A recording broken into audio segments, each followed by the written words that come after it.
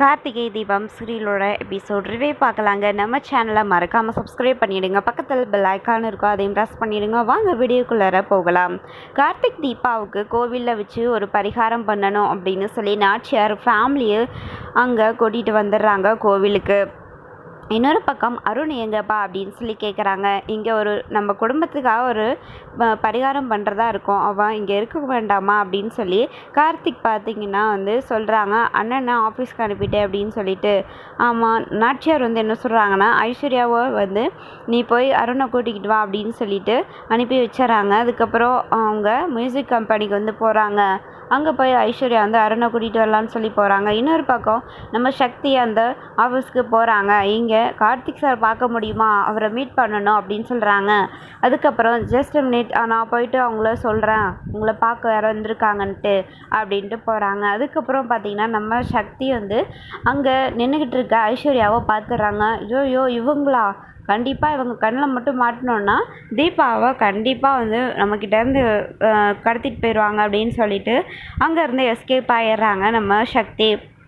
ஒரு வழியாக பார்த்திங்கன்னா அங்கே போயிட்டு நம்ம சக்தி ஒரு கோவிலுக்கு கூட்டிகிட்டு போயிடுறாங்க நம்ம தீபாவை. ஏன் அப்படின்னா அவங்க கீதான்னு சொல்லி அந்த ரவுடிங்கெல்லாம் துரத்த ஆரம்பிச்சிட்டாங்க. வேறு வழி இல்லை, ஹாஸ்பிட்டலுக்கெலாம் போனோன்னா கண்டிப்பாக தீபாவை கொண்டுருவாங்க, ஏதாவது பண்ணிடுவாங்கன்ட்டு கோவிலுக்கு கூட்டிகிட்டு போயிடுறாங்க. ஸோ அங்கே தான் கார்த்திக்குடைய ஃபேமிலி எல்லாருமே இருக்காங்க.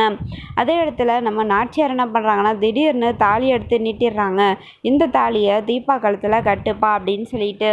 என்னம்மா இப்படி பண்ணிட்டீங்களே அப்படின்றாங்க. சாரிப்பா, உங்ககிட்ட சொல்லிட்டு தான் இதெல்லாம் பண்ணியிருக்கணும், ஆனால் வேறு வழி தெரியல. நீங்கள் 2 பேரும் சீக்கிரமே புருஷன் பொண்டாட்டியாக அந்த வீட்டில் வாழ ஆரம்பிக்கணும். அதனால தான் எனக்கு ஏதோ நாரத்துக்கு முன்னாடி நீங்கள் 2 பேருடைய கல்யாணத்தையும் உங்கள் 2 பேருடைய கல்யாணத்தையும் பார்த்துட்டு உங்களை ஆசீர்வாதம் பண்ணிட்டு தான் இன்றைக்கி எதாக ஆனாலும் ஆகும் அப்படின்ற மாதிரி சொல்கிறாங்க. அது என்னோடய ஆசைப்பா, என் தீபாவோட ஆசையும் கூட அப்படின்னு சொல்கிறாங்க. இப்போதைக்கு எனக்கு இந்த கல்யாணமே வேண்டாமா அப்படிங்கிறாங்க.